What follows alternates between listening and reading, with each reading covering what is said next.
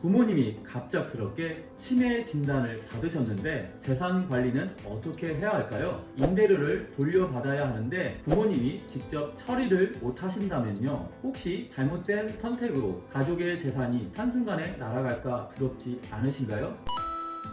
안녕하세요. 법률사무소 정금의 상속 전문 변호사 박승배 변호사입니다. 오늘은 부모님이 치매나 중증 질환으로 재산과 생활을 스스로 관리하지 못할 때 가족이 어떠한 법적 도움을 받을 수 있는지 성년 후견 제도를 통해 알려드리겠습니다. 끝까지 보시면 성년 후견 제도가 어떻게 가족의 재산과 권리를 보호할 수 있는지, 그리고 실제 사례를 통해 꼭 알아야 할 핵심 정보를 얻어 가실 수 있습니다. 성년 후견 제도는 치매, 뇌출혈 등으로 인해 스스로 재산 관리와 법적 결정을 내릴 수 없는 분들을 돕기 위한 법적 장치입니다. 후견인이 지정되면 피후견인을 대신해 재산 관리와 중요한 법적 결정을 수행할 수 있습니다. 이 제도를 통해 가족의 생활과 권리를 안정적으로 보호할 수 있습니다. 이번 사례를 소개하겠습니다.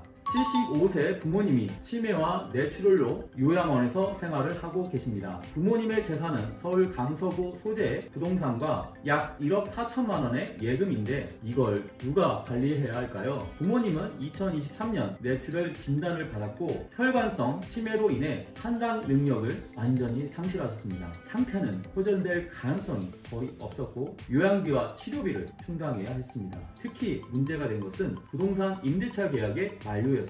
보증금을 돌려받아야 했지만 부모님이 직접 처리를 할 수 없었기 때문에 일이 계속 지연됐고 가족들은 이로 인해 심각한 스트레스를 받았습니다. 이때 청구인은 성년 후견 제도를 통해 부모님의 재산을 안전하게 관리하고 요양비와 치료비를 충당할 수 있었습니다. 이 제도는 단순히 재산을 지키는 걸 넘어 가족의 평화를 회복시키는 중요한 도구가 됩니다. 성년 후견인을 지정받기 위해서는 법적 요건이 있습니다. 첫 번째, 피후견인이 정신적 제약으로 스스로 결정을 내릴 수 없는 상태여야 합니다. 두 번째, 해당 상태가 호전될 가능성이 희박해야 합니다. 이번 사례에서 부모님은 MMSE 검사 결과 6점, CDR 3점으로 중증 치매 진단을 받았습니다. 이 결과는 기억력, 판단력, 문제 해결 능력이 심각하게 저하된 상태를 의미하며 법원은 이를 근거로 성년 후견 개시를 결정했습니다. 이 요건을 충족하지 않으면 후견인으로 지정될 수 없으니 미리 철저히 준비하는 것이 중요합니다. 성년 후견인은 단순히 재산을 대신 관리하는 역할을 넘어